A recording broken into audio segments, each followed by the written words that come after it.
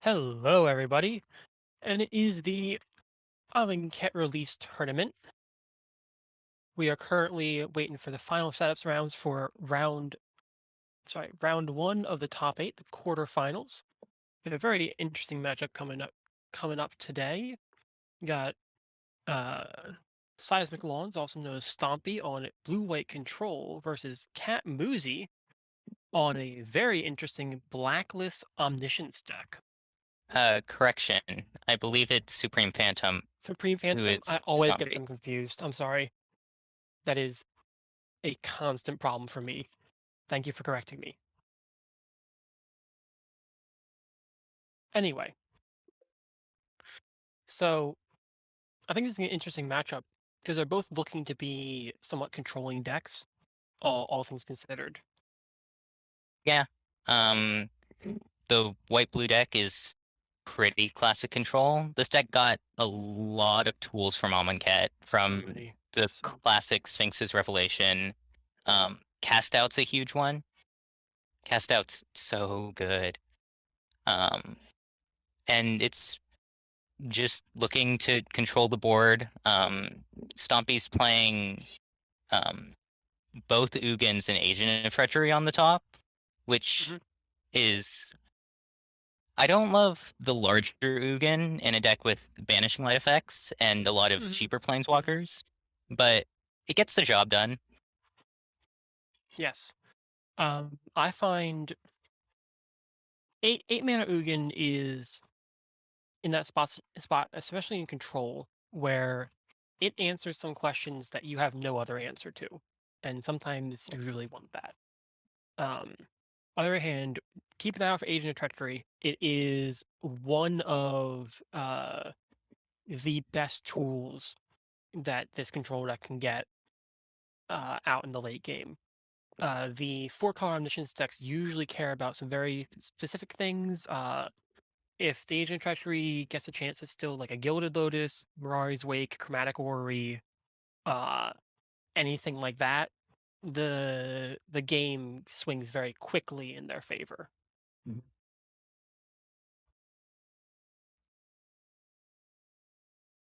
We do, thank you.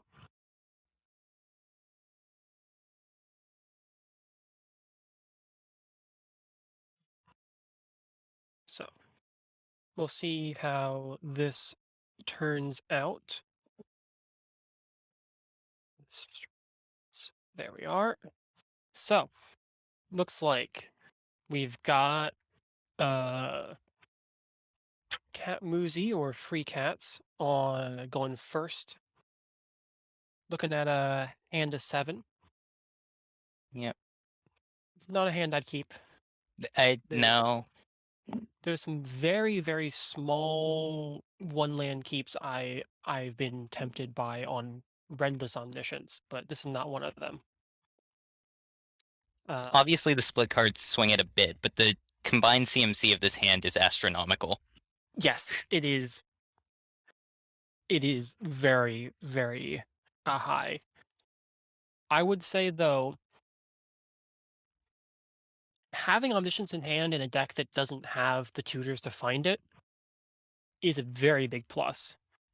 So Yeah. there are some concessions you will make uh much better hand. Yeah. I don't think It's a bit slow and it's iffy. the It's iffy actually. yeah. I'm not used to the Triome colors, Yeah. but is that a white Triome, the Rogran Triome? That's Yes. Jeskai, right? Okay. Correct. So So we are guaranteed a land on turn 3 with this Birth Melitus. yeah. The Wrath is a bit awkward because you're Mhm. probably not going to be in a position to use it, but being Cleansing Nova means you might be able to hit like a Banishing Light or something. Yeah, cleansing Nova is actually the best wrath to have against these control decks. Just exactly for that reason. Like you said, banishing light is a very important removal tool. Elspeth Conquered Death as well. The second and third abilities of that are very real against this omniscience deck. Meanwhile, on Supreme Phantom's side, there's a Supreme Will into Teferi. Um, Yeah, just good solid curve. Supreme Will's probably one of my favorite cards from the new set. Hmm. Hmm. It just does everything you want it to. And being able to set up into Planeswalker, also this ECD, things are looking very good here. Yeah. Catmoozi has an interesting decision. Are they jamming Teferi Time Raveler into 3 open mana against a control deck? I I think on 3 they're more likely to, Be set up. yeah, they're set up It's to still a set. have something on 3 into Hmm. playing something that develops their own state. But Teferi's also one of the best cards against control, so I can't really blame you for trying Yeah. to get one No. down early. There have been times where I asked the question, "Do you have a counter spell?" And if that answer is no, I'm basically winning the game with this with that Teferi. Yep. Um, you know, Omniscience deck is definitely uh gonna be setting the pace for this game. As mm, you know, I think Supreme will be content to go as slow as Catmoozi's gonna let them, especially with Teferi Master Timeout, where that is Yeah. just a guaranteed win condition if not answered. And there's not many answers actually being run.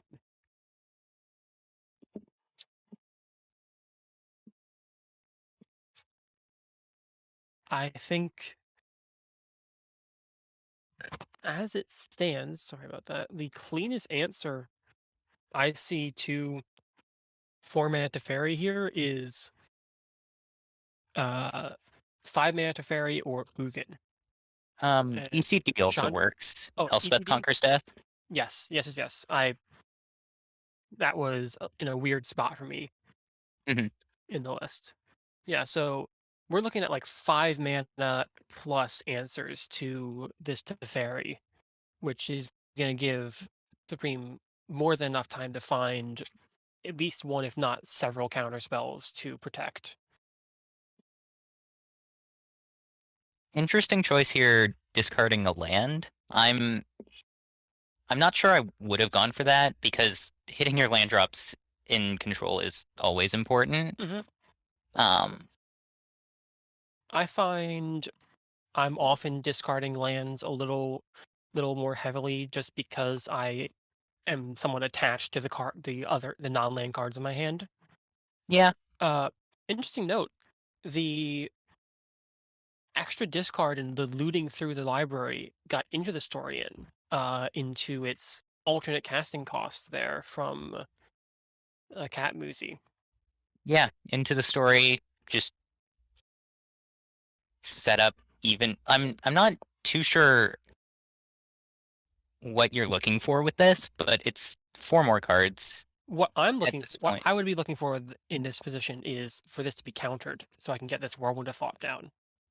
Yeah, Uh, Oftentimes you'll see, especially combo decks like this, looking to do something on your control player's and opponent's end step, and try and pull something out of their hand, like this Wizard's Retort. yeah, Uh, you want to ask as many questions as you possibly can that need answers. and they get there with the whirlwind. Yeah. Whirlwind. Oh well. Oh, Yeah. Uh, I was gonna say Whirlwind might pull out this but Eldest Conqueror's Death, also but Narset, Narset just yeah. answers it so much And now cleaner. this Teferi gets to Yeah, ultimate. guaranteed. Basically guaranteed ultimate on the Teferi. Uh, this is. I'm not I even think sure you Whirlwind's a want bit to too slow. ultimate it this early because you don't have too much setup to take advantage of the extra turns, and you're happy to just keep drawing cards here. Yeah. Well, as it stands with the plus structure that this is gone, Supreme is going to come back with 11 loyalty Yeah, on their next turn. so they can like, I've generally tried to get to Mhm. the Teferial and pop it at 10, but I think you're safe to just save the Teferi. Yeah. So this is a yeah, I don't want to call it early, but this is going to be a very hard climb back up out of this position for Catmoozi here. Yeah. There's a few things that could do it, but we basically need to see um, a lot of whiffs on uh, Supreme's side, and then like Mirari's Wake into Ulamog, sorry, into Ugin as the next two draws, Yeah. or Gilded Lotus would also do it. Like anything that gets up to 8 mana and then Ugin. 8 mana Ugin is the only saving grace I can see right now.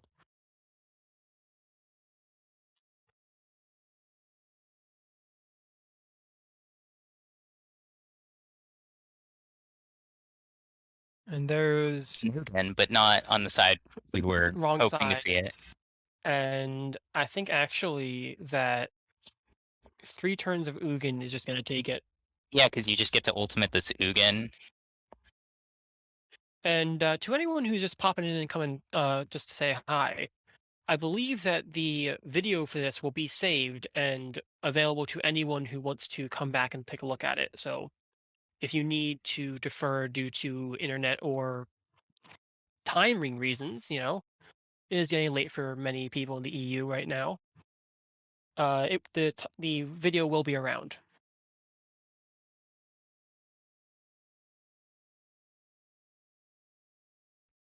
So this is was that the this is the first of the next of the 2 turns. This is the second extra turn. Second. Yeah. Yep, I see. We're getting the Ugin ultimate. Uh, That's 6 hits off the Ugin, including a Shark Typhoon. yeah, no, that's This is over.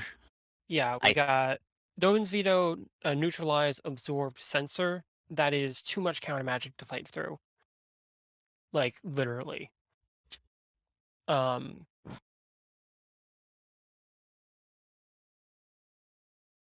so what are we looking for this second game?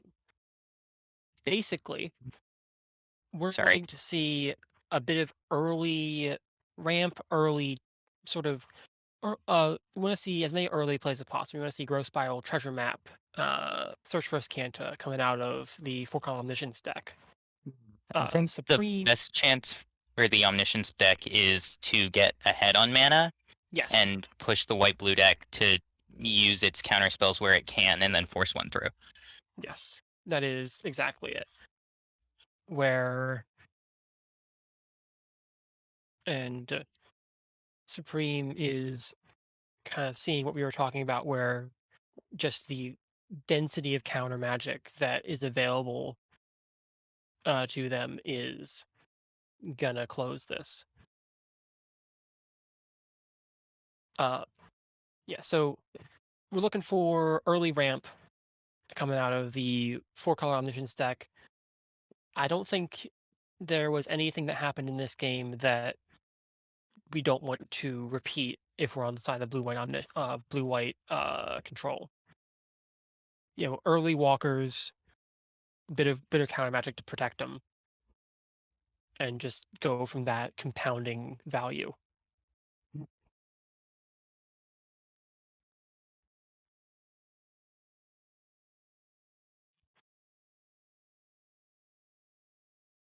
Some sideboarding choices from both of our players here. Mhm.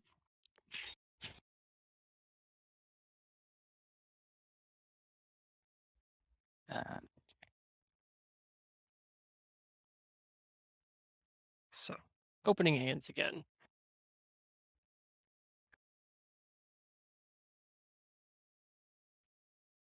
This is an interesting one. this one's almost actually keepable, especially with the Uh, cycle land. Yeah, if you count the Shelter Thicket as just a 2 mana draw card, which I believe is what's happening here, Veil is a powerful effect, and you're just looking to hit all your land drops. Yeah, So yeah, no, I agree with this decision. Going yeah. down to 5 is very hard in this sort of density based deck.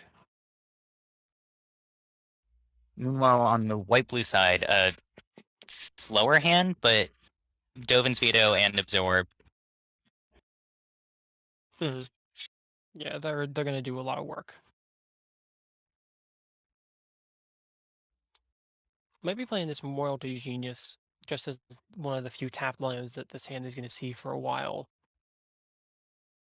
Jovin's Veto still protects a lot. Yep. Acuity here is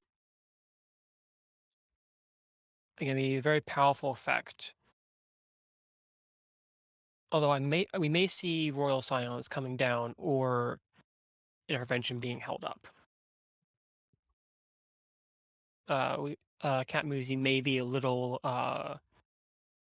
gun shy after getting Teferi so handily countered in that first game, which is what happened there. It looks like Yep. now Acuity with Veto backup is in a much better spot. Veil. Sorry, Veil backup. I'm Yeah. V names. I get them mixed up. Words are hard. Oh, they are. So Veil Summer. Yeah, this is going to be a very good trade of resources here. Yeah. Acuity is definitely an effect that I would want to force through, and drawing the extra card off it is great. Not hitting the fifth land drop though hurts. Well, as I say that, they draw it, but Yeah. Um. Okay. So Thumb Compass. That's telling me that we're looking towards a much later strategy, which looking at the flavor of the two hands is going to be definitely a harder one to navigate uh, from Omniscience side of the board, where you do have two counters and Banishing Light.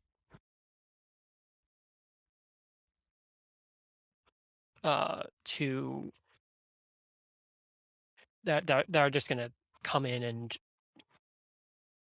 really dictate what you can do in the game.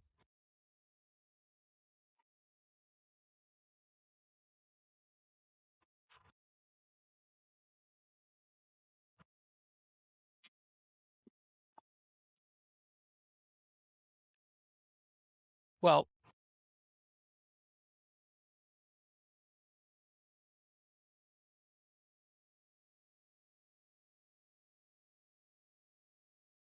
okay. Sounds like there's something happening in the stream as well, so hmm, that may be it is the setup we're using for the stream just to know is fairly resource intensive, and it's the first time we're putting it into practice with this many different things being beamed over the internet and combined together.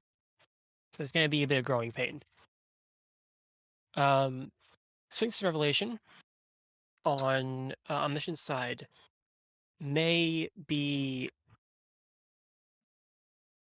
very useful, where you're getting we find that sort of uh, turn where they tap out and you get to resolve something. yeah, using Rev as the bait, where if they do counter it, then you're maybe able to resolve this to fairy or Mhm. something, and if they don't, then Um, you're still drawing cards. I There was a hover there of Mirari Conjecture, and I kind of agree with that thought, where you put the Mirage Conjecture out and you're saying that you're going to grab this Veil of Summer back. And Hmm. As we're seeing here, Supreme has not much going on in terms of pressure for a while, Yeah. where you're looking to like if I'm getting passed to by my control opponent that many times, I am looking to keep asking questions because either our hand is full of counters or it's full of nothing. I think at this point they haven't actually developed anything, so you just try to make them have it.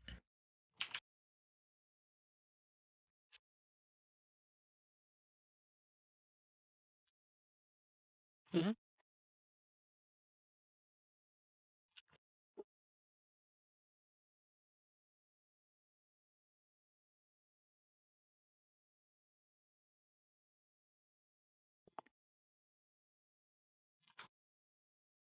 And there we have it. The veto countering Rev, which I assume means Mirari conjecture happens. I would think you can do both. You can do Teferi, Hero Dominaria, and Morai Conjecture. Yeah. Although there may be a preference for Search for Azcanta, which is also a very good card in this matchup where it's just guaranteed to get you something you want. Granted, you hit, of course. Uh,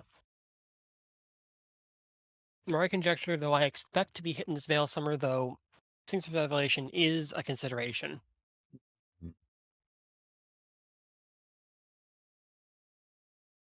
Yep, Veil. Yes, yes. Shark Typhoon going to have some amount of Did contention. here? Veil is very important. I would say Veil is. Ooh, this is an interesting. We saw. I think we just saw Agent of Treachery. I would get Scried. I believe it was Spencer Banishing up off Light. the Vantress. Yeah, and a land to the bottom, right? Yep, Plains. believe so. Okay. Okay. I I see where this is going. Okay. So we're almost definitely going to be seeing a Shark Typhoon cycle happening in this next end step, looking to put on some pressure Yeah. where uh Supreme is in the unenviable position of not having the ability to really disrupt too heavily due to the fact that the Feral Summer is now both online and a known quantity. Um, and this Mirari's conjecture coming off ticking up to 3 this in this next turn means that Catmoozi is looking to go off next turn if at all possible. So just I think we're just digging for neutralize, some sort of counter spell for Yeah. further interaction because you can force the Veil of Summer with Agent of Treachery and they hold up neutralize, which Yeah. is looking like it might happen.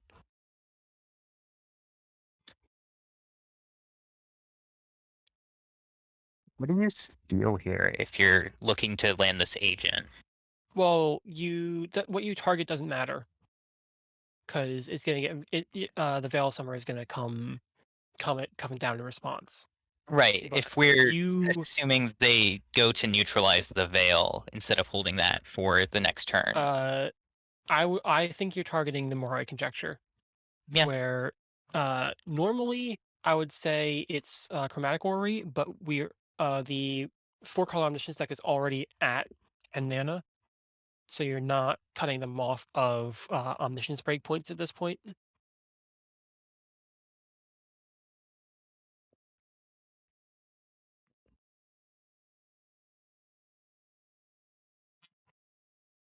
Okay. Yep. Agent coming down. And if we see if we see a little bit of something here, okay, that is that makes sense. Okay, so you're looking to neutralize to stop the Veil of Summer, but now, whoa,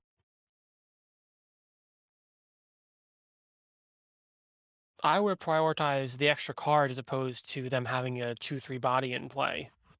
Might But it looks like have it's been just not recognizing that they could have gotten the extra card off of it if they mhm, had countered mhm. the neutralize instead. Yeah.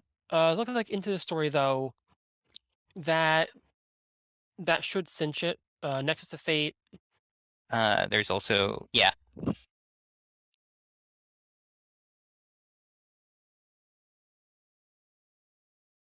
Yeah, Nexus of Fate is gonna do what, 2 more turns? 2 more turns. There was an invert invent to grab Nexus again. Yeah. So Nexus of Fate, 2 more turns. Invert Invent, you grab. Well, I was gonna say Expansion Explosion, but that also was drawn, I believe. Yeah. So yeah, you're just living your best life after that turn there. And that's what I mean with this sort of omniscience matchup where it's this intense stare down for the first like 5 to 6 turns of the game, and then the second that the control deck falters, the omniscience deck will really take advantage.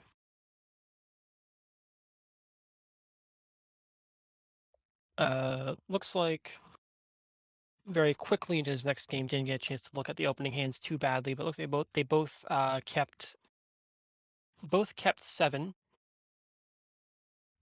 Supreme keeping off the merit of Surge First Canto, which I think I'd agree with. Essence Scatter, though, is one of the worst spells they can have in the matchup. Um, and Catmoozi is looking to get this Whirlwind of Thought down. And Yeah. we know that it's going to hit the table, but, well, we don't know for certain because this Essence Scatter could have found Negate or Dovin's Veto and still could for the Tameo. But getting Tameo down is going to be big if it can happen. Where Yep. you now have a constant engine of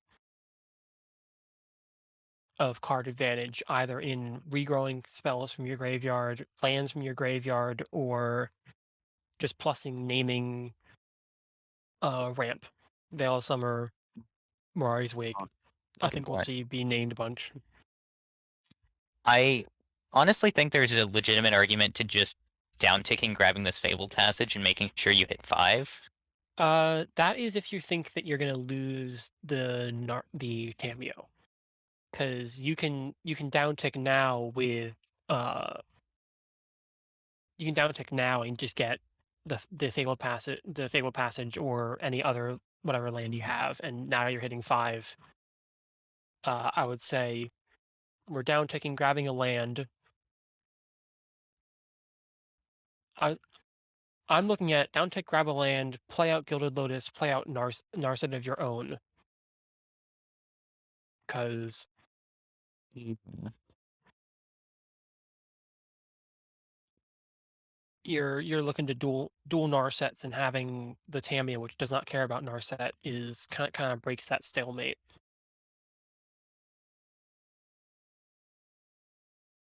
Um, Another thing that we didn't really mention at the beginning was the the fact that Omniscience cares so little about its creatures means that Essence Scatter and all of the like sweepers and targeted creature removal that control decks will often play to survive the early turns against creature aggro are invalidated and can become very useful dead draws when looking for that sort of a leg up in the matchup. So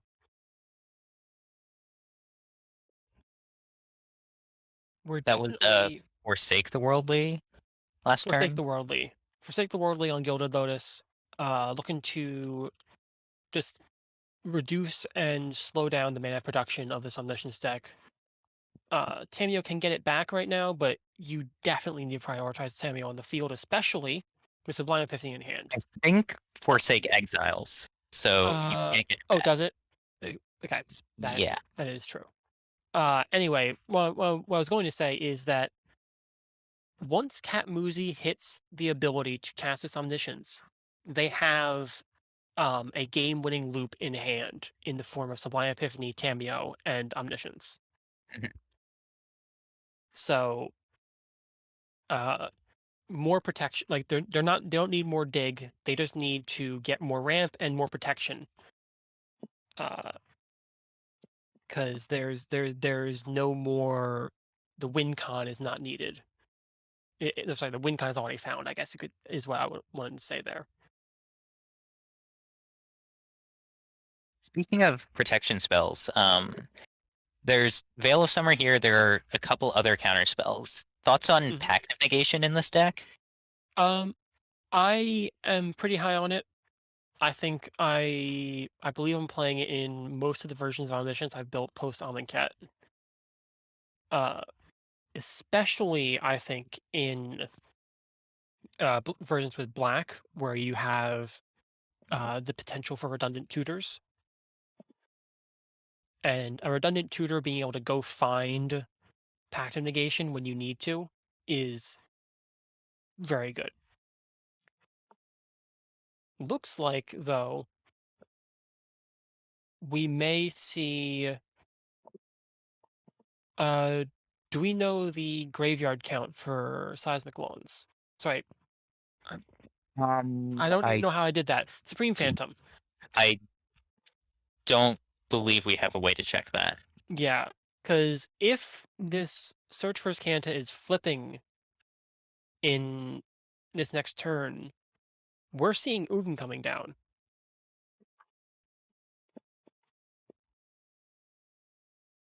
And that is going to be possibly, yeah, yeah, Yep. that's 8 mana, Ugin. Ugin to kill Tameo, Uh, or yeah, Ugin +1, kill Tameo first.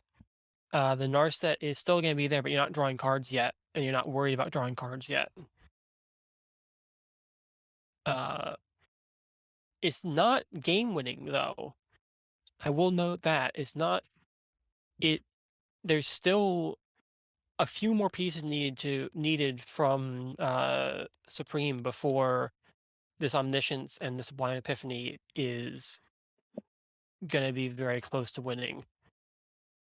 Due to Once and Future specifically, be able to rebuy the Tameo uh, once Omniscience hits board. hitting Narset first. That's I hmm, I I guess the idea is that if Ugin is being answered right now, Narset is worse for the long game than Tameo. I'm kind of expecting. Okay, so keeping up with the Veil Summer.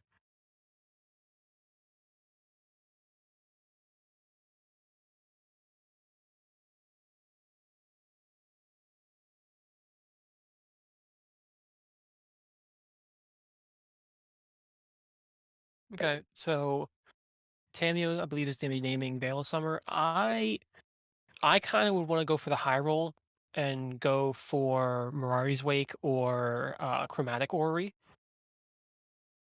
I think yeah, they're Mirari, yes, Mirari. yeah. And Chromatic Orrery would have been there, which would have been my name in that situation. So maybe I can feel validated by that, but it's always it always feels somewhat bad when you uptick with a Tameo and the names you get Yeah, you don't want to return this Ugin. Oh, actually, no, you don't want to. You don't want to return the Ugin. You don't want to return the Narset. You might return your own Tamio.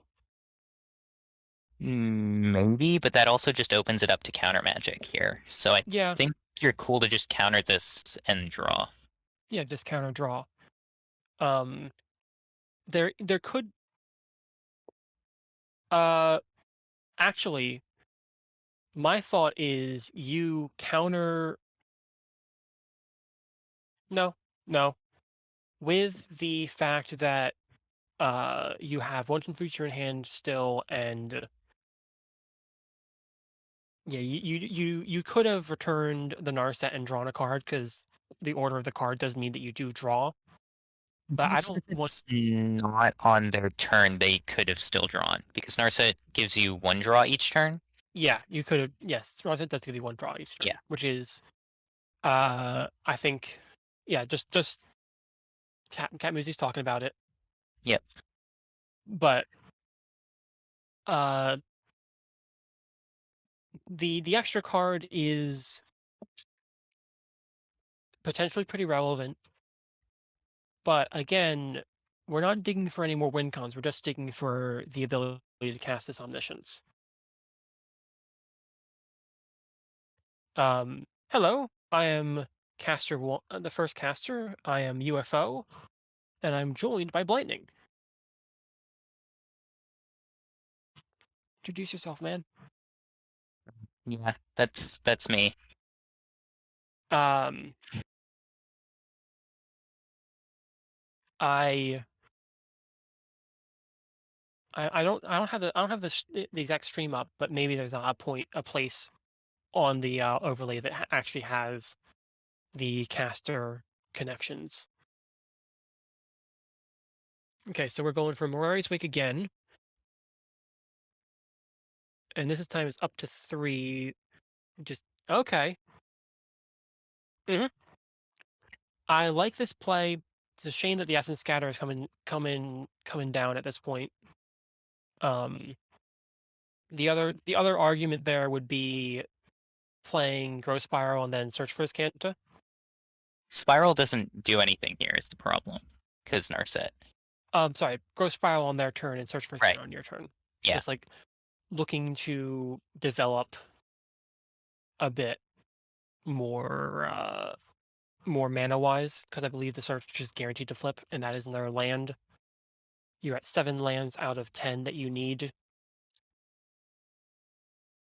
and that was potentially 2 more with a if the top 2 cards of your deck are untapped land into land into untapped land, you have 10 mana for omniscience in the next turn.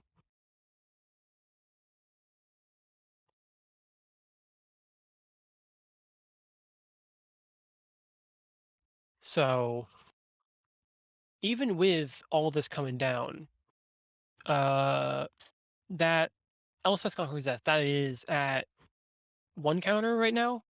Yes. Okay. So next next turn, yeah, so Catmoozi is going to be getting a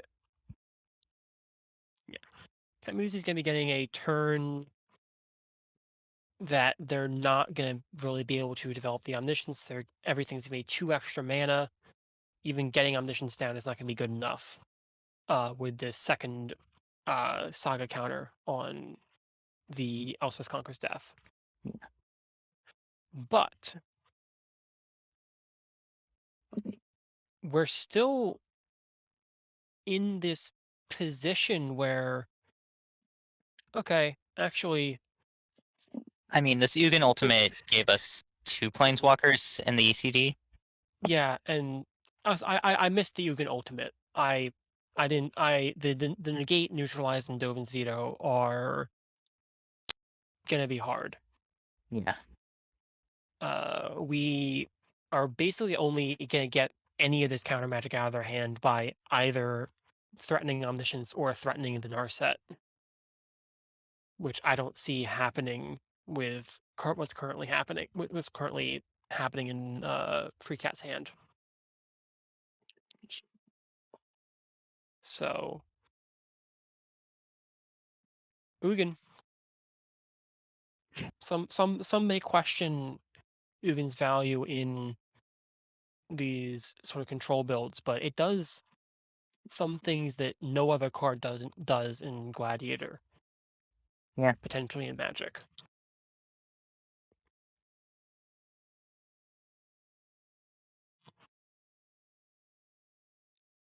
And that final counter right there is looking to be a little Wrap too it up. much in most cases. You know, I would say the only path I would know to victory at this point would be uh Supreme drawing, say, Sphinx's Revelation, and going for a greedy Sphinx of Revelation while Catmoozi has Nexus of Fate in hand. Hmm. But that's the only time I foresee there not being at least 3 counter spells waiting to respond to what is coming here.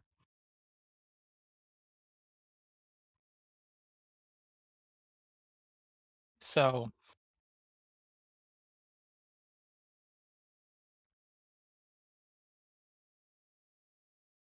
it's a shame the window was open for a little while there, but we just didn't have enough ramp, didn't have enough land draw on the omniscient side of the table to be able to get this omniscience in hand down and win the game from it.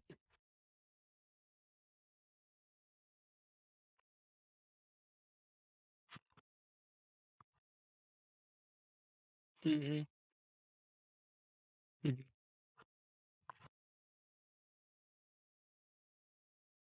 So now I got a threat on board, even without the Teferi ulting in this next turn, I believe. Teferi's 2 more turns Two to ult, two but two this turns from ulting. Jace also would ult next turn, which Oh, and turns which up that's your options even more. yeah, because now you need to put a bait spell into the Jace ultimate, just guaranteed. Yeah.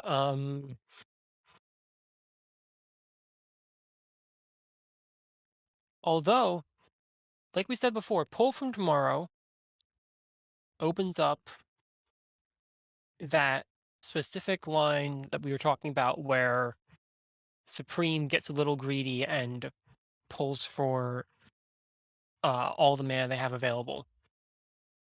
And if this next draw is a Nexus, there might be a chance. The Nexus can't be found off Search for Azcanta because then that line would be known to Supreme, and that would Yeah, that would the chance of getting your opponent just goes down to basically 0. Thanks for one. Yep, that is. saddest Sphinx's Revelation.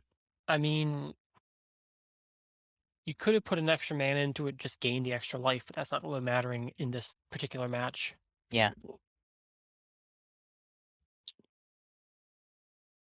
And Pull from Tomorrow has been Oh, discarded. they drew the Nexus, but the pull from tomorrow's been discarded, so that line is not open. It was so close. It was so close. Um, though. Okay, so they're running Nexus of Fate right into this, and Supreme's leading on Mystical Dispute, which is gonna be, they're gonna try the veto, and they're gonna But get or answered. also keep the 2 counters in their hand. Yeah,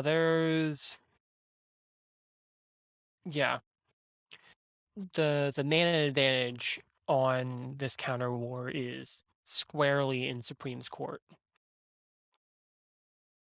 where negate, neutralize, veto, sublime epiphany, I think all are castable. Yeah, after neutralize Veto Sublime Epiphany were all castable with the mana available. And that takes the game to Yep. its end. Very close. That was a very close game. Yeah. Uh,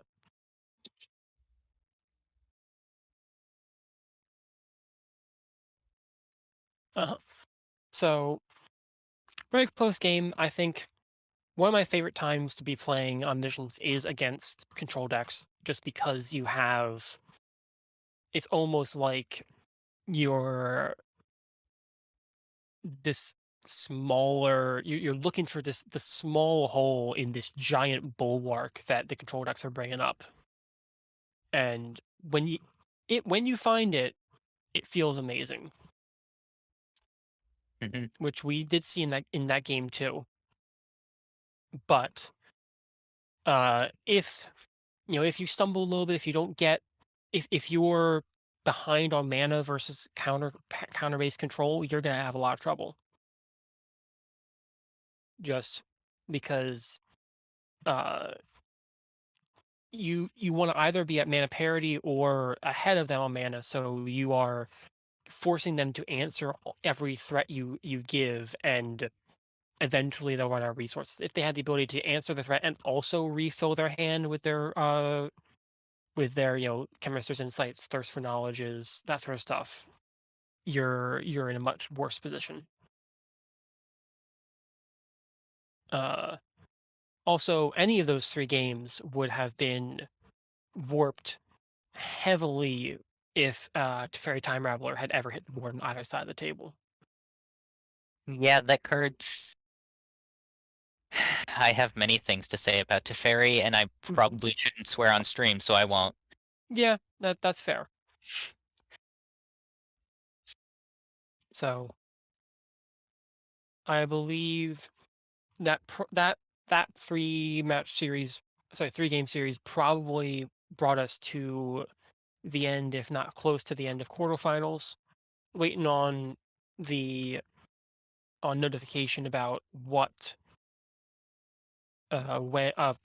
when the semis are coming up and who they're going to be. So I Yeah, I yeah, think go. everyone's finished, but there's something else happening here with the top 8. I'm not entirely sure. Hmm. Maybe another match deferment. Yeah. So everyone's done. Great. Third to break. So we are getting round two, the semifinal set up. Going to take a look at the two different matchups that we're going to be seeing, and we'll bring one of them to you in a few minutes.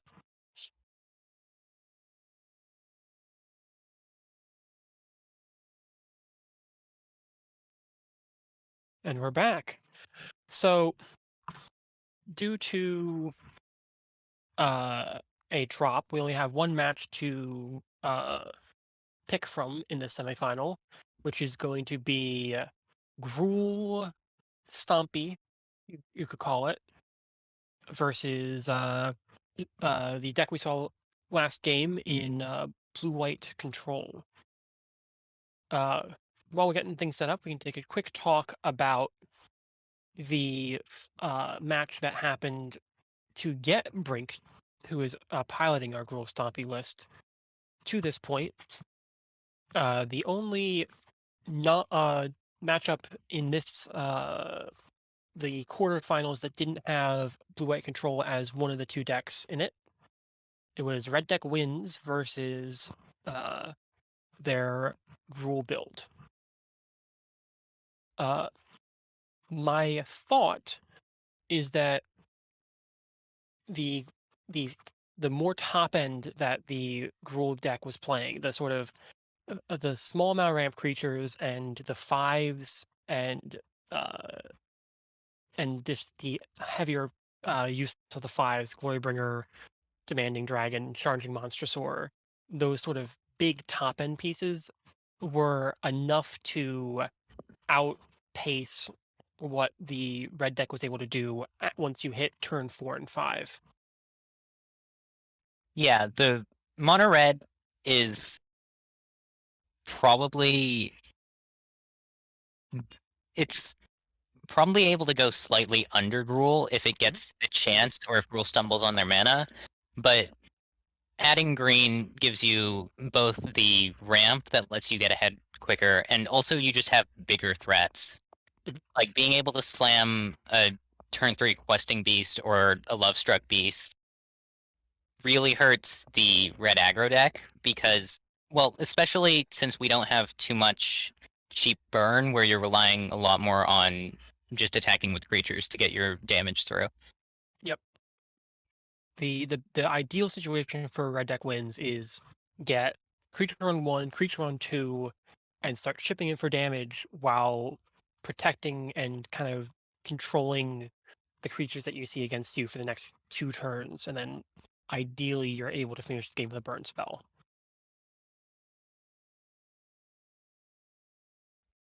Okay, great. So sounds like we're getting ready to jump into this semifinal match. Each of these players are competing for the honor of playing against BraveJRL on their build of Blue White Control. So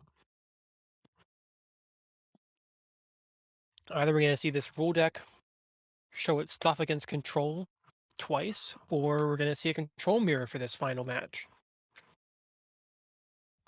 Any thoughts? Um, I mean, I kind of want to see the scroll deck get there. Mhm. Um, like this Gruul aggro deck's been around since like the beginning of the format. Yeah, Gruul Aggro was my first tournament 5-0, and it was the first deck I built. It's near and dear to my heart. Yeah. But Um, something I will say though, this deck is definitely built a little more for speed, where the fives that they're choosing on the top end are looking at Ilhard, Glorybringer, Demanding Dragon, Charging Monster Sword. There's no Golta in the deck, and there's no uh, Great Henge in the deck, and we don't see Elder Gagroth. So what that's telling me is that the pilot is expecting the game to end somewhere between turn 5 and 6. yeah, Uh, just trying to mhm, not trying to spend time grinding with these slower decks, just getting in damage mhm, immediately and mhm, not letting mhm. up on the gas pedal. Yeah. So something that I that is my personal preference is to run in your top end threats that are a little more resilient to sweepers specifically. I'm talking Cavalier Thorns. I'm talking Ronus, God Eternal Ronus. I'm talking Nylea Keen-Eyed, and all of those are currently missing. I'm not. There is Clothis. I did see Clothis. So I think one of the most important cards in this matchup is Clothis. If Clothis can hit the field, there that is going to very much switch the dynamic from uh what needing to go as fast as possible to get under this control deck to the control deck needing to find an answer to Clothis or just dying before their game plan can be properly executed. I tend to play slower blue decks, and a turn 3 Clothis just ruins you a lot of the time Yeah. because either they're going Clothis into some 5, and now we have Glorybringer as another good 5, Yep. or it's just Hmm. Okay. okay. Or it's just sorry. Yeah. Continue that Okay. line of thought. Or it's just eating away at your graveyard, dealing you damage, and because it's an indestructible enchantment, there aren't that many ways to deal with it effectively. In In Stompy's deck, we've got Banishing Light and Vanishing Light. Cast Out, and Settle the Wreckage is turned on if they're attacking with it. Prison Realm is turned on if it's turned on. Forsake And Worldly is another one that hits these gods. so there's actually more. Uh, there's definitely a respect towards indestructible enchantments in the indestructible gods, especially say uh Hazaret or Ronus that could have come. But we're going to be looking at exile removal as a very important piece in this matchup. Another thing, though, I'm somewhat surprised by is I don't see any Fiend Artisan in this list. A few things I really like in Rule are Fiend Artisan. I really like Fauna Shaman. I personally really like the gods that new gods we got Hazaret and Ronus both in this deck, and the Phoenix package of Kindling Phoenix and Everquill Phoenix or Destroy a Perfect Life Form, depending on what card back you know. So like card style you know on Arena. Just the threats that really are hard to deal with just destroy removal. And it looks like we're good to go. Both players kept sevens. Oh, is it the same link? Yeah, I was expecting new ones. Give me a second to get things set up. I thought the same thing. It's fine. It's fine. It literally took 2 seconds. Cool. So Gruul is doing exactly what it wants. I think, yeah, we expect to see a Vivian champion in the wilds here. Kind of interesting that they're deferring this one damage for the tapped land. And there's the Clothis. Yeah, there is the Clothis. Uh, and now that Forsake the Worldly has been cycled, I'm seeing Cast Out as Cast out. probably going to be the necessary answer to Clothis. And this Vivian really messes with your development as the control player because being able to flash in creatures here. Hmm hmm And I expect to see. I personally would want to see a plus on this Drover the Mighty, untapped land and just passing. Just get in for one and have 5 mana up to do things on your opponent's end step.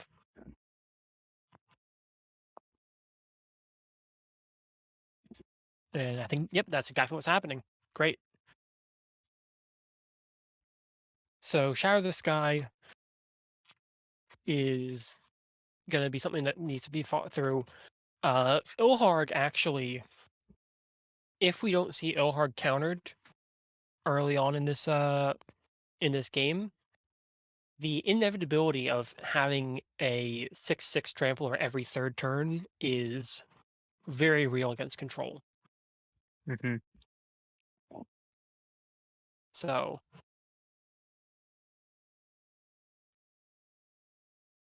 oh, that is very big.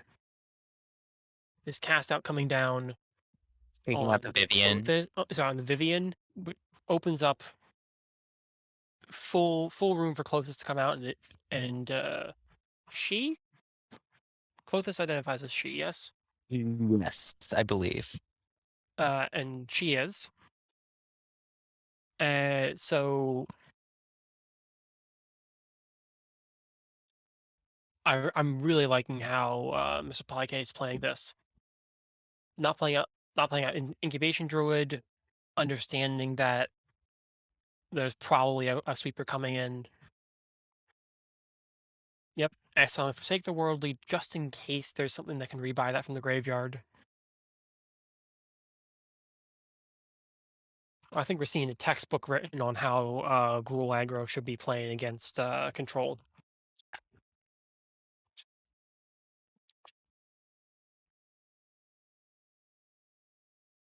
What in the world is the down tick? It's a bounce. Got it. Jason I Raveler Secret's the most generic 5-mana walker you could find. Yeah. I mean, I opened one back in Shadows of Innistrad pre-release. Yeah, I with Wizards looking for a switch to more uh online competition and streaming content. I do not know why they made a battlefield that hates compression so much. Yeah, the Amonkhet battlefield is not great. Um, I've heard issues of motion sickness from people. It's it's so visually busy compared to all the other battlefields. Yeah, I think they were going for something very interesting here, and I think they got like probably 80% of the way there, but they missed the mark by quite a wide margin after that. Like Sorry.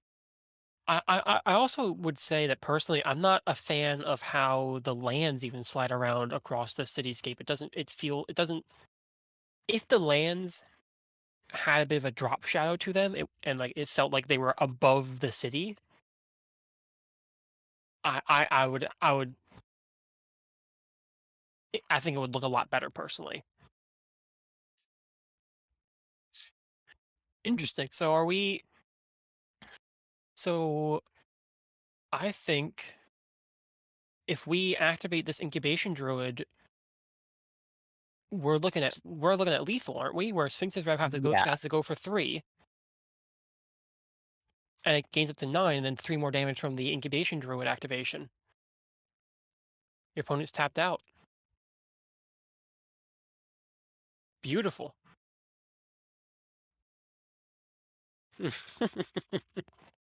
Exactly, BraveJRL. The sand is a real problem in every context here. I don't like sand. Yep. So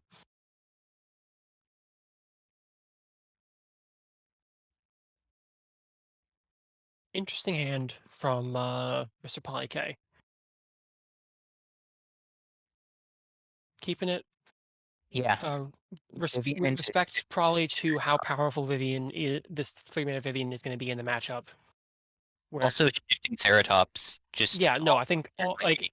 you're 5 you're you kind of want something to do on 2 here, but the power of your 3s, 4s, and 5s at this point are so high that you're not you're less worried about it.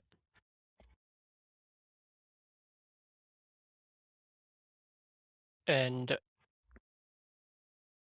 I kind of expect to see Vivian then Garrick in most cases,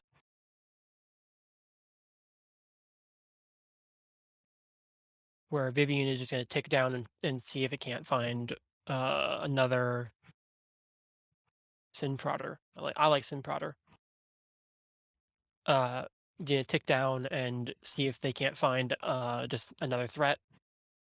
Then Garrick comes down and presents even more inevitability. And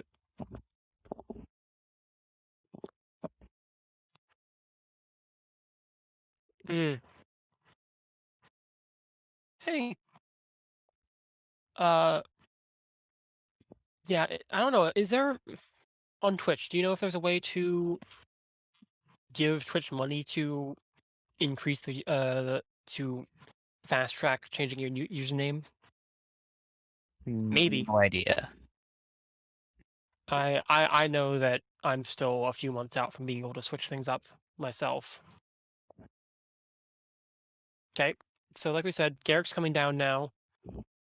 Probably gonna definitely wants to -2 because it's only a -1 at this point. Yeah. Vivian gets to uptick. We are. I'm actually a bit interested in this Elspeth from the white-blue side. Like, this isn't It's it's not a card I would peg to go into this deck. well, what it does, and it's not really at its best here, where the Elspeth really is um an answer to the control mirror, where you just have this recurring walker that makes so many it does so much over the course of this sort of draw go game that you're looking to play. Uh However, it also makes two very good 3/2 attackers. So, Yeah. cleaning up those walkers very nicely. Monster Sword gonna come right back, and I don't actually know if this goes at face or at the Elspeth. Yeah. This Elspeth's kind of done its damage here, but Mhm. Basically, the place you want Elspeth is you want your opponent to be sitting there 7 mana. That is yeah, that's big. Uh, I'm probably dropping Pelt Collector into Demanding Dragon here. yeah, Just like you're not going to be able to. Okay, okay, I can see it. Spin Yeah, Prodder. Yep. Opponent is tapped down. Probably have used most of the answers that they have,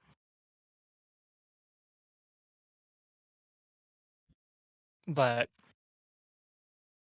I think correctly Supreme has sort of seen that they're turning the corner into being the beatdown in this particular situation. Ooh, that's an interesting choice. you really can't say you can't take that action. I don't think. Really? Okay. Hmm. I guess it is a punch, right? That's the target creature you control deals damage Yeah, to target creature you don't control, I believe and it then the also other deals one is with like a 4/4. walkers, but yeah. Yeah. So I think we're seeing a response here, and I think you serve with everything. Where yeah, so Synprodder is only blocked by both tokens, and what that means is that in this next turn, if Demanding Dragon comes down, Supreme is losing creatures that they actually care about as opposed to just 1/1 white tokens. Uh, Wizard's Retort might have something to say about it, but uh, if we can get this charging monster sword off the field, Shifting Ceratops may take over the game just with what's available. Hmm. We need to find another Prison Realm cast out. And basically, we need right removal for it because the blue stall and anything else like that just doesn't do it.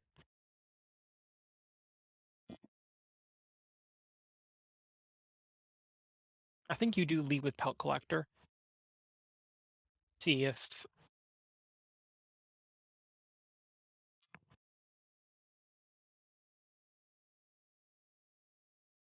okay, okay.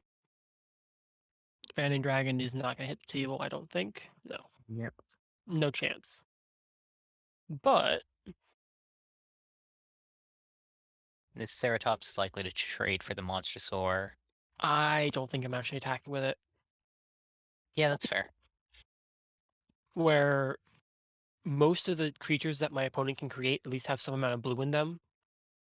So if this monster sword ends up leaving the table or attacking ever like once ever, that is our path to victory in this particular spot. This is also a position where I would say I really want a God Eternal Rodus in this deck. The ability to break these sort of smaller board stalls is almost comparable to Crater Hoof in some aspects.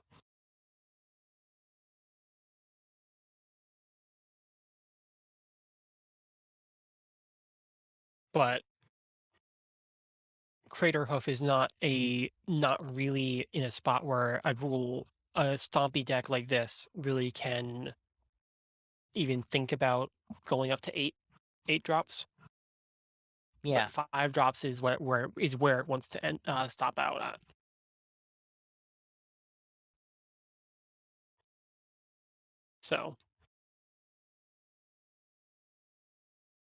So Elspeth's coming back, gonna come down, make 2 tokens, and I'm kind of seeing this as like an Embercleave or bust sort of situation. Yeah. Do you see anything else that really Mm, does it like Embercleave would? Backing the list, and mm, Glorybringer doesn't kill this Monstrosaur. There's not really too much else. Like I think Primal Might. Terror of the Peaks into something good would be great. Primal Mites would be great. Primal Might actually would be probably the best. Yeah, because it lets you break the board stall with this Monstrosaur. And then leave up 1 green mana to give the trample and then attack in with, I think, threatening lethal. So another something that's not as good but would be very nice to have would be,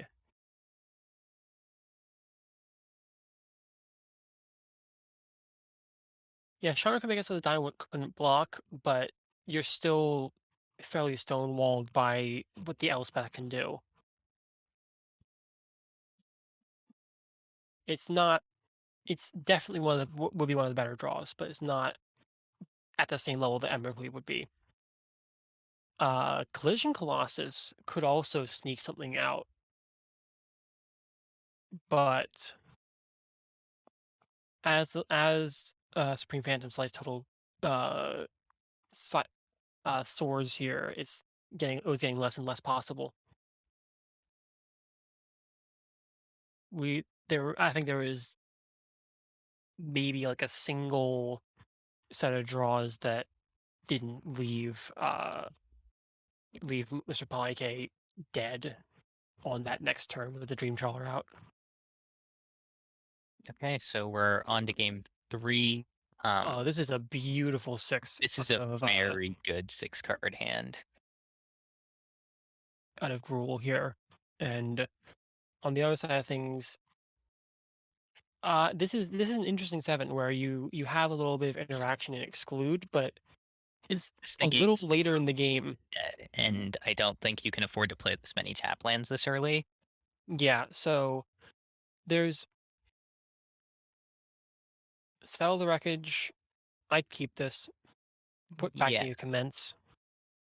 yeah, settle into ECD if you end up needing that after. Seems Yeah, like it'll be good.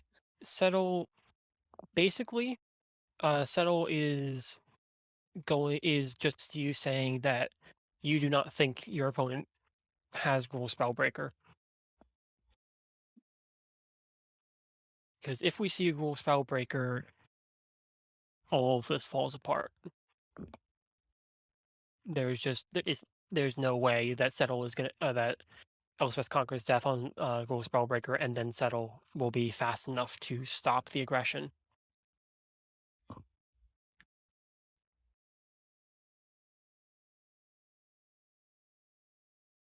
Okay, I like that choice, recognizing that you've already scribed one, so that the temple over the gain land.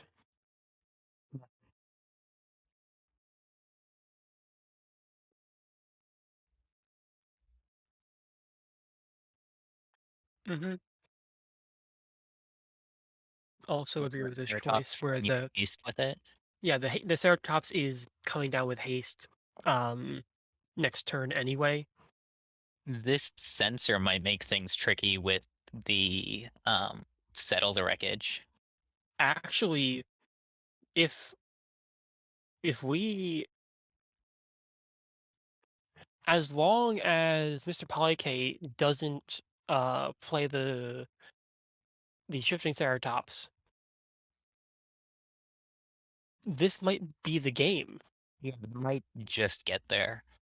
Cause yeah, yeah. Uh it's I think this is oh, yeah, Oh, okay. nope. That I think that does it Yeah, that does it. because of the Because Ceratops. now the Ceratops means that the game is over this turn, as opposed to uh Supreme would have been able to survive at like 1 or 2 after the attack all out if there was no other thing in hand. Yeah, there was only 2 more damage needed to kill. So technically, the safer play was to play out the Lightning Phoenix and just uh I think if save. they'd played out Lightning Phoenix, they would have only put them to 1 because the Pelt Collector got a counter off the Ceratops. Yes, but the the Llanowar elves would have been untapped. Right. So Lightning Phoenix would have also been lethal, unless I'm very mistaken. No, because you wouldn't. No, because you would have had to leave up mana for the sensor if you were thinking about needing to counter something at one mana. Yeah, if you were looking to play around specifically settle the wreckage. Yeah, you're playing out looking around settle the wreckage. You know, you play out the Lightning Phoenix. You leave up the 2 mana for the sensor. There was nothing at 1 mana that would have gotten that back from on Phantom's side, and it's very likely that that was known. Uh, because it's an open deck list, top 8. If I'm in that situation on an aggro deck, I am scouring my opponent's deck list to see what in the world they could have that stops me from winning on that turn exactly. So very good matches. I love when that sort of stuff happens, where it's just down to some very specific draws.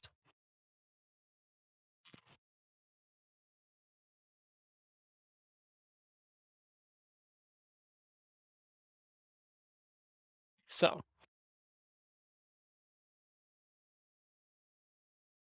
we're looks like we're going very quickly into this next match. Although, are we out of the booth at this point?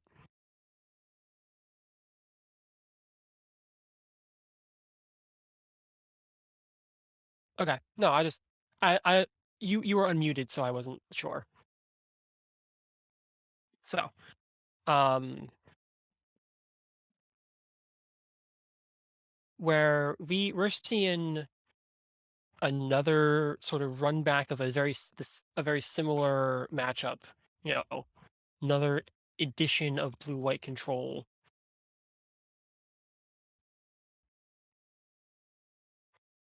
Let's see if I have this. Yes, I do have this one up. There's that one. That one. This one? Yeah, there it is. Yeah, should be So BraveJRL's list. I would say looking between Supremes and BraveJRL. Brave is a little more focused on the top end of things, where we've seen Nezahal, we're seeing Approach of the Second Sun, we're Nexus of Fate. seeing Nexus of Fate, and less 3 drops less two drops even, and more of the 4 mana sort of big stuff. Drawn from Dreams is probably going to be very awkward to find timing for. I'd say same for basically anything at sorcery speed. There is, though, a bit more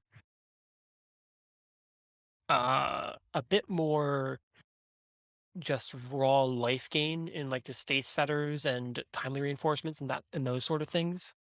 Yeah, the Space Setters is, if it's seen, is probably going to be able to put in work. Yes. And Baneslayer Angel, I think for the very same reason. Yeah, But we're definitely looking at a little less early game interaction, which may swing this a few percentage points into Gruul's favor. Just going out of deck building. Both blue-white lists we're gonna see have settled on 42 lands as their base. that's a Any thoughts on that? that's more than I'd consider playing. I haven't touched blue white except the Omni variants, and Hmm. even that's been a while. But generally, I'd probably only be on like 40, maybe 39 if I was being greedy. Hmm. Um, Hmm. I think the my guess is that 42 lands is a nod to the fact that we have so many ways of sort of pitching cards aren't needed anymore. You know, lands go to Jace, lands get discarded to hand size often. Like hitting your land drops is very important. Um, and I definitely think uh we're probably seeing, yeah, like irrigated farmland, Castle Ardenvale, Arch Vraska, Castle Vantris, Memorial to Genius, Lonely Sandbar, Secluded Sept, the Triomes, as all these lands that can be turned into spells.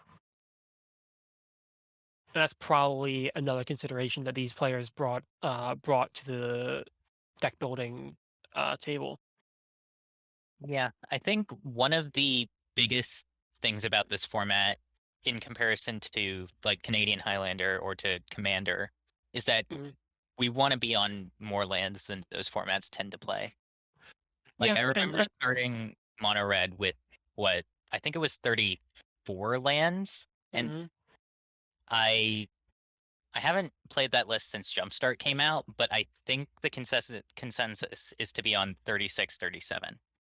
I've seen Mono Red has the most decisive land counts I've ever seen. I once played against someone who was on 31, and that was very obviously a mistake based on our games. They just were having so much trouble hitting their land drops. They're spending all their resources to try and hit land drops as opposed to actually killing me. But going up to even say 33, if you're really like low curve, like you're not casting more than like 3 drops ever, you can get away with like 33, 34 lands, but you are throwing away the ability to cast 4 drops almost in any game. Yeah. Um, I just a couple days ago rebuilt Is It Blitz, and I think that deck can afford to be on like 34, 35 lands because you have blue cantrips and Hmm. you can basically end your curve at maybe a couple fours, mostly on threes. Hmm. Hmm. But even then, in the playtesting I did, you just want to be hitting 3 mana because all of your haymakers tend to be at 3 and 4. Yeah. Um, and just going back a little bit to the comment about land counts in, say, Canadian Highlander or Commander, both these formats. The low land counts in those formats are both because of the format that they're in. Differently for each format, but you know, part of that is, first of all, you have better fixing. So You're not needing to hit that additional basic to get the colors you need. You have your fetches, you have your shocks, you have so many options for color fixing. Um, but also you'll have in Canadian Highlander you have more efficient threats, you have much lower curves, and in Blue Decks you have so much more efficient cantrips and dig for those lands that are important. Conversely, in Commander, you have much more time. Those games are going a lot longer in most cases than a Gladiator game will. But, again, that is based on your play group, but in general. So people will be playing very greedy, very low land count decks just because of the fact that if they stumble, they're going to be ignored as opposed to just lose the game. And that's not the best mindset to come into a competitive 100 card singleton format with in some cases. Uh, like whenever I bring someone in and keep talking about decks, I barely even mention the cards they want to play. As long as they're running 38 lands at least, they can play anything. I think everyone from the Discord experienced this in the Super Singleton event last weekend, where I'd say about half my wins in that event were due to my opponents playing 2 lands and never playing spells.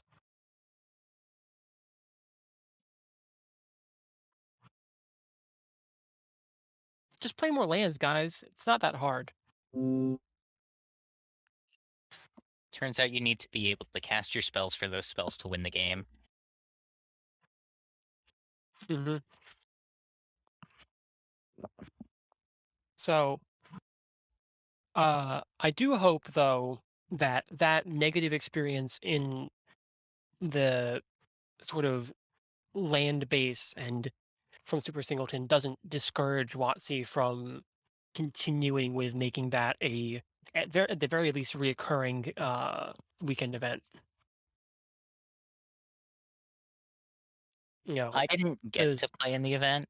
Um, I I've heard mostly good things about it, but also I've mostly heard that from Gladiator players already who were just going in and playing more. But that sorry. you said you heard something, I have yet to hear what. Um, Mostly that like again, most of my magic sorry. Um most of the people I talk to via Discord on Magic have been playing Gladiator already, and we're seeing this as another Gladiator event. Mhm. So I don't have too much of an idea of how people who weren't already introduced to Gladiator felt about it, Oh, but well, it's I can bring some light to that. okay. Uh, that event popped as I was bringing 2 of,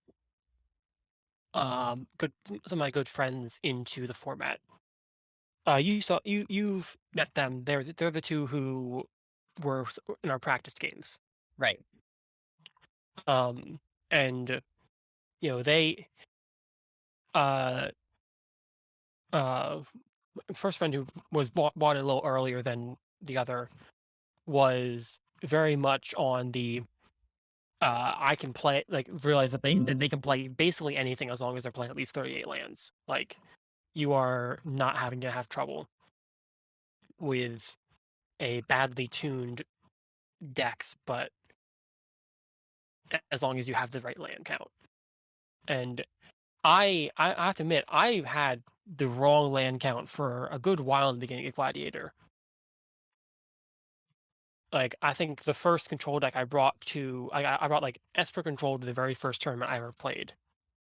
And I think that was running maybe 37 lands, if not 36. I did not do well.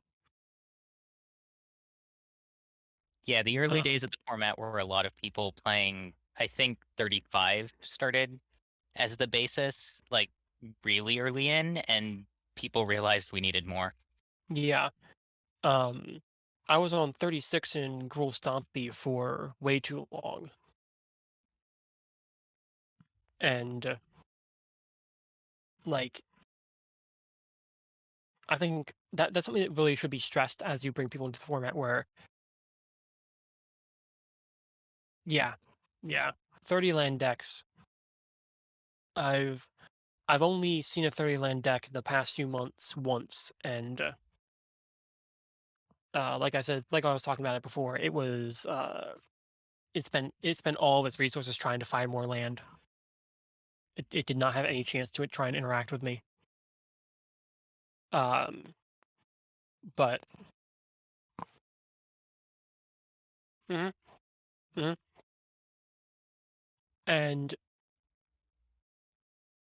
I think what we saw in Super Singleton, especially in the few days of it, was that it was on for like 3 or 4 days, I believe.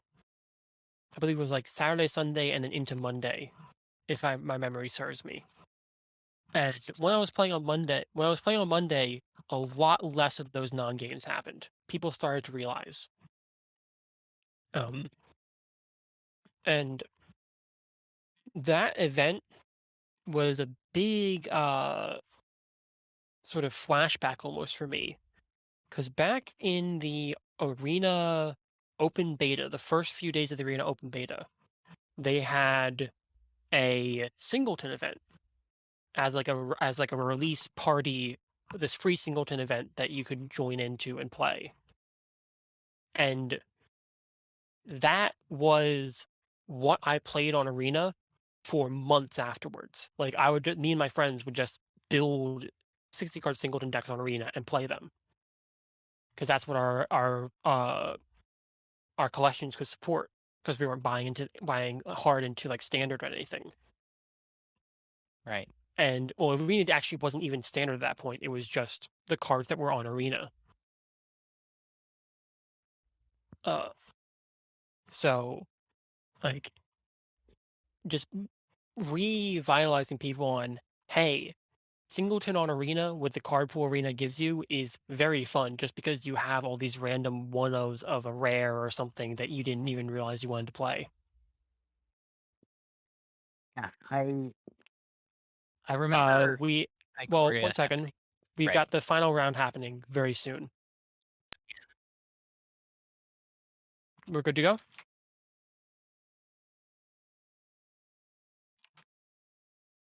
Uh, there it is. I look. I have the. Oh, did the second play? Did we need a new one? Okay. Okay. So we're getting started. Cool. So we've got.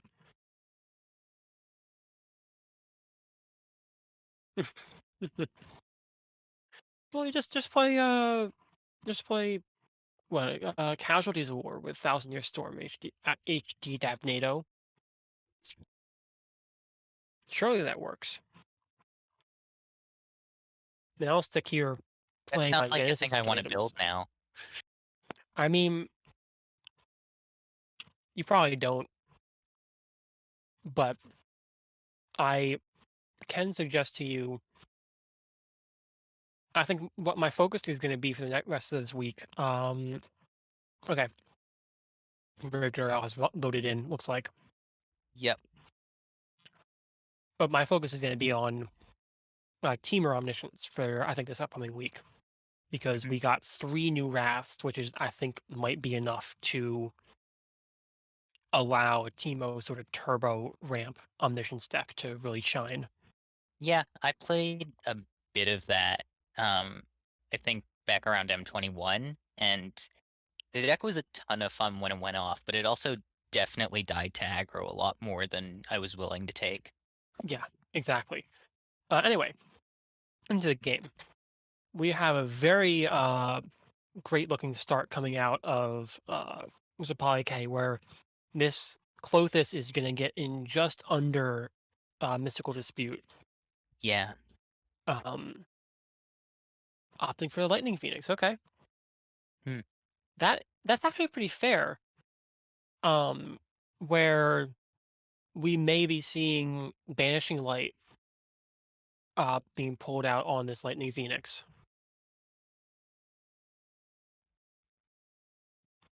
Uh, like looking to see a little bit of removal used before dropping the Colossus just because of how important it is in the matchup. Yeah. So I don't know. Is Threat an instant? Threat is a sorcery, I believe. I know Thrash is an instant. I think they're just looking to adapt this Incubation Druid Right. and then try and I swing for 5 here. okay. Okay. I that makes so much sense. I was my count on that was a little wrong. Where I was thinking that they had 4 mana available to them, not 5. Um. So okay, that's the intervention being used as a chemist's insight here. Yeah. I think that is reasonable. Two to fairies. Yep. If we don't see this second this second white source for Wrath of God, Baneslayer Angel, and the like, the BraveJRL may be in some serious trouble. Yeah. This Wrath and especially Baneslayer is there are gonna be answers, but it's you very good at stopping aggro decks. And more importantly, very important in surviving against early aggression. Yeah. Being able to land a Baneslayer and turn the corner. I I'm gonna be honest with you. I might be pitching this Baneslayer. I could see that. I probably lean towards the search for Azcanta, maybe? No.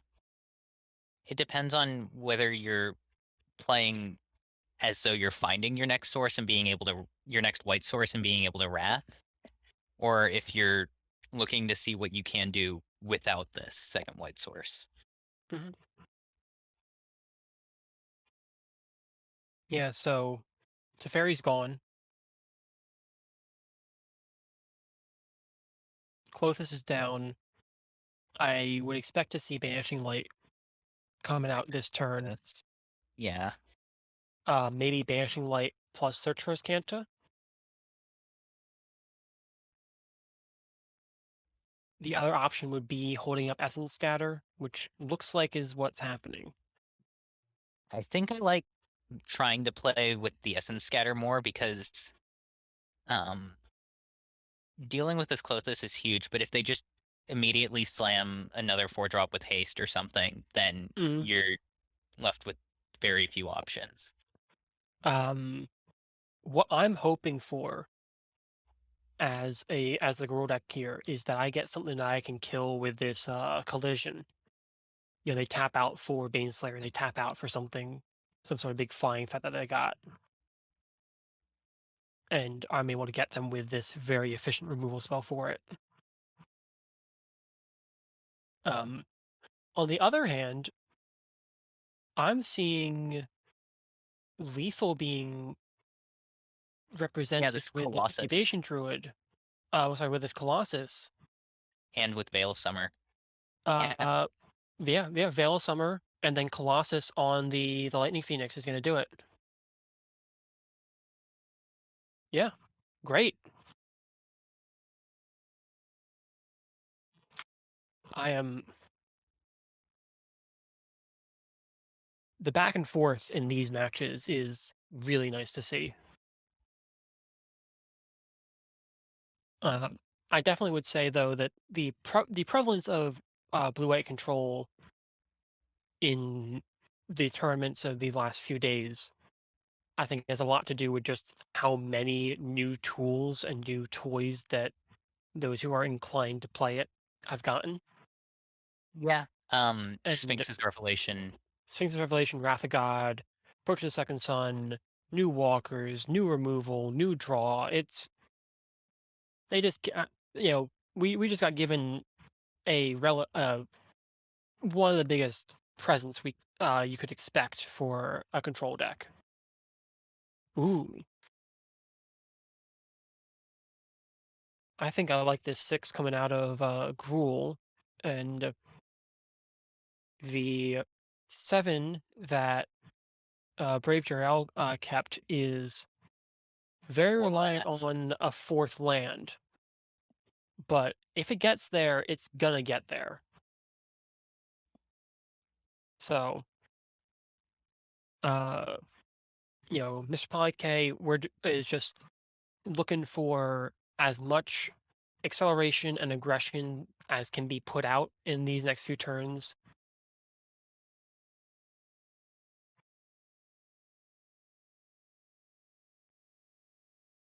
hmm yes, there's a note from the league coordinator as well that uh, back to a comment I said right after Jumpstart was released, where the tools that White Wraths give you against, say, creature-based uh, sort of what I'd call uh, velocity decks, where you're looking to have some very specific creatures that draw cards or make mana or just sort of speed up your game plan very quickly, but not much other than creatures.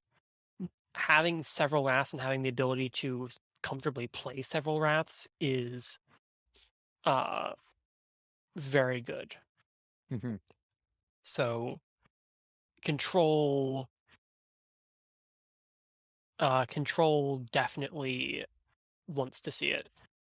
Personally, noting that as a my two things, I'm on two sides of the spectrum of aggro versus control, where I play either Omniscience combo or like Cruel Stompy aggro. I think Veil of Summer and Heroic Intervention are almost auto includes in any green deck looking to fight for the board. Yeah, Vale is in a weird spot where it's it's high risk, high reward because you're sometimes just gonna draw it against mono red and not have anything to do with it, and sometimes it's one mana cryptic command. Yes. Um the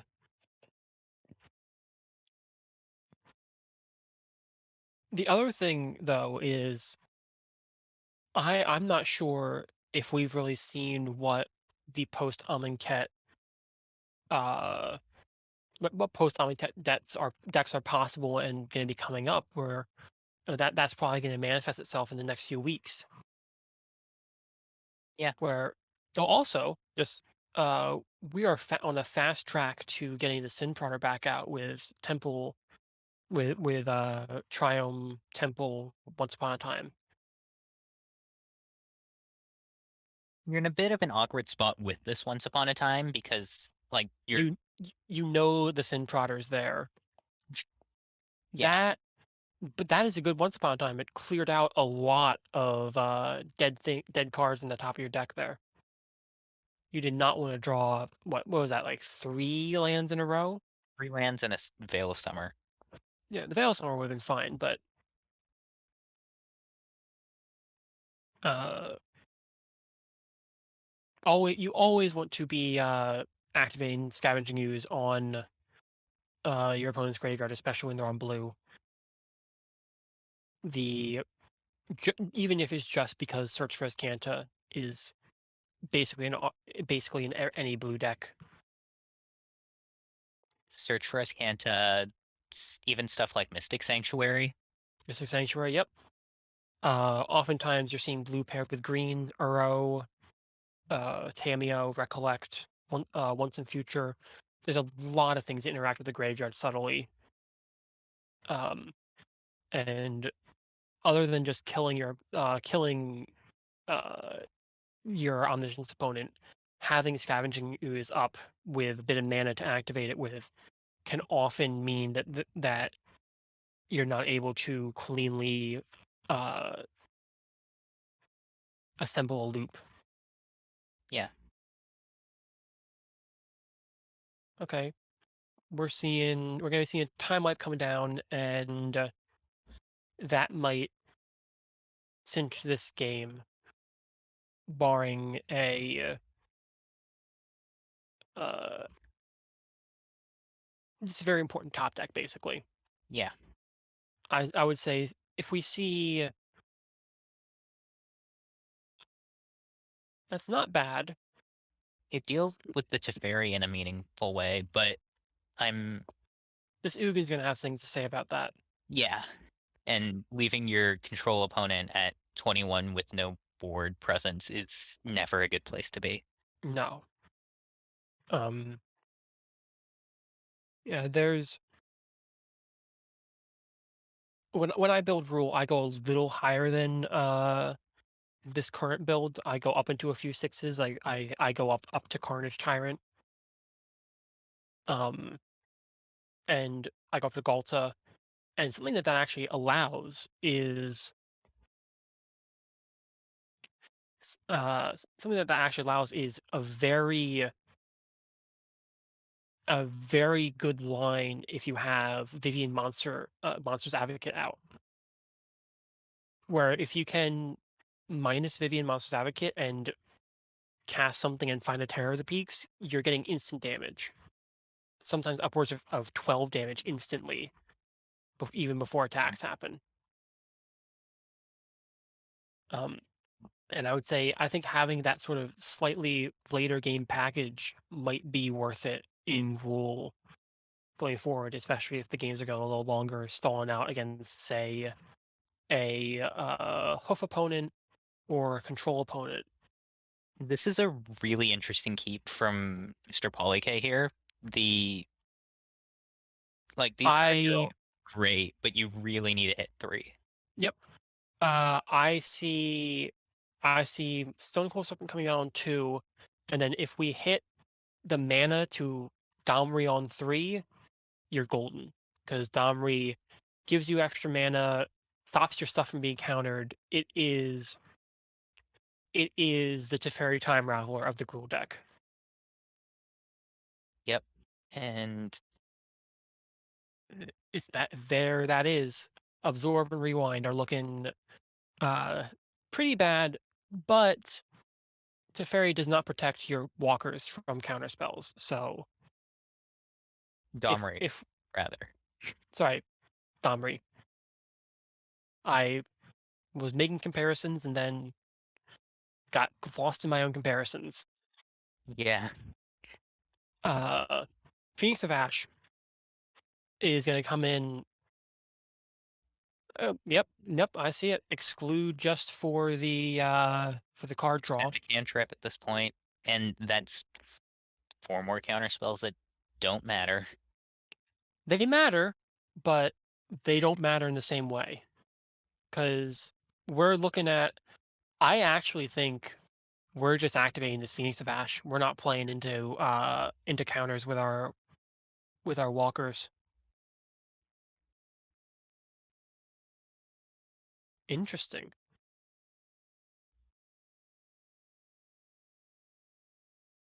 That's am I okay, okay. Uh okay, so BraveJRL has a absorb target or sinister sabotage target, and I would probably be more on sabotage for that extra look at the top of the Yeah. deck. You know, Normally you're you want looking to hit yeah, you don't normally you want want the life. sorry. Normally you Yeah. want the free life off the absorb, but at this point it's not enough to save you, so you just want to dig for a wrath. Mhm. And that's not a wrath. And And that's game. PolyK takes it. Our winner of this event is MrPolyK. Congratulations, man. I think that was some amazing play against Control. Some very clear decisions made to play around stuff that was possible, and those decisions won the game. So I are we back in the booth? We're going back to the booth. Yeah, all I can say is that that was a a great top 8. I think it showed a lot of very interesting, sort of dynamics where, we did have a similar matchup twice, but just the way those games played out just shows how close to the brink control decks have to play against a well-tuned creature aggro deck.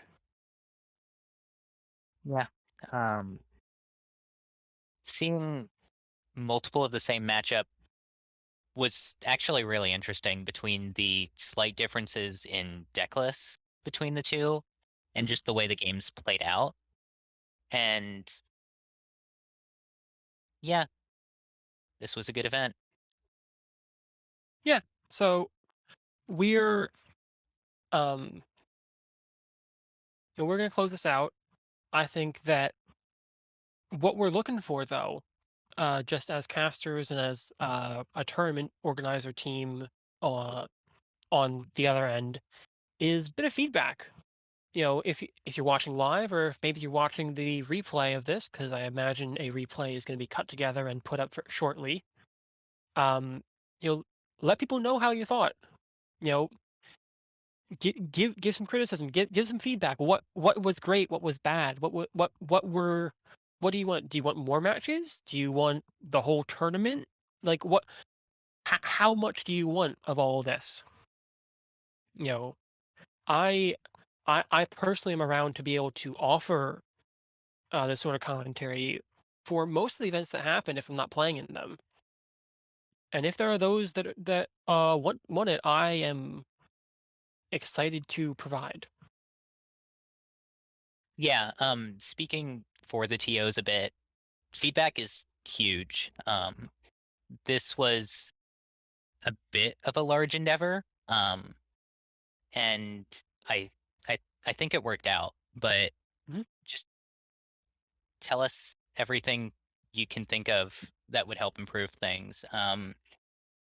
Mainly on the Discord's gonna be the easiest way to see for us to see that. I think this would go in tournament discussion. No.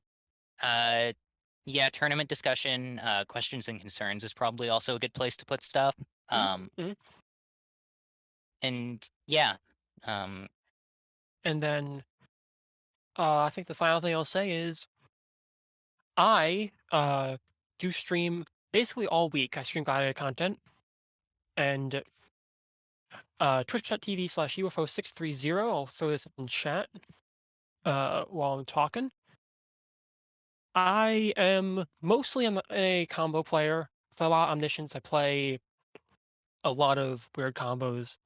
I think my focus for this upcoming week is probably going to be Teamer Omniscience and uh, new perspective combos.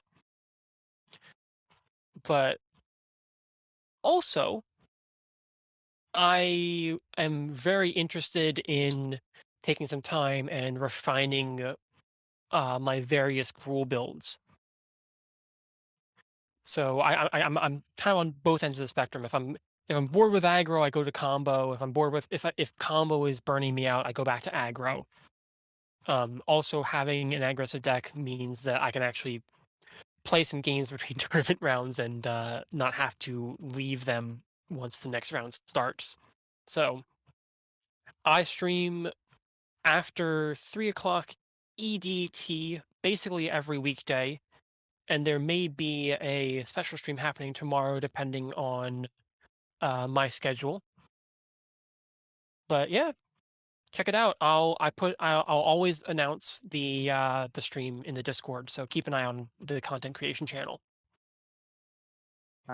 speaking of, we should probably have a link to the Discord. I don't have an invite link. I can grab an invite link. Yeah. Um, but yeah, the Discord's the main hub of interaction for Gladiator. We have both the league queue, or not really a queue, but we have the league set up, and we also have just a separate channel to find games. Hmm. A lot of discussion there. I've stopped being able to keep up with most of it, though I I still do talk a lot. I managed to keep up with most of it. It is an effort. I'll say that much. People are constantly talking. There's the new deck construction sort of suite of channels, and uh, the combo channel is where I'll be talking about a lot of my different lists. Um, I I'm basically personally I'm open to pings at any time about any of my lists. Doesn't really matter what time it is. If I'm around, I'll be able to answer it. So so you can go into the Discord and you'll find a group of people playing whatever deck archetype you can think of in Gladiator, and they're wanting to talk to you about it. Yeah, the community's the best part about this format. Oh, so much, so much. Great. And like there's there's a lot that people are talking about. Like you already mentioned, there's the various archetype channels. I'm mostly just gonna be like if I don't really have too centralized a brand of decks. I just put stuff together Mhm, occasionally mhm. and hang out, provide occasional snark, and give ideas that people seem to keep taking as good advice. Yeah, Um, but yeah, Discord's great. yeah. So I think that is right about the end of it, unless we have any. I guess we'll put it to the chat if there's any questions that need to be answered before we wrap up the stream, or any topics that might have been missed in your mind. But we're coming to the end of it. Congratulations again to MrPolyK for taking this with some phenomenal play on Gruul aggro. It's Gruul Stompy with an aggro slant. I'd call that deck. It's going into fives, which means it's not pure aggro, but it's definitely a very aggressive deck.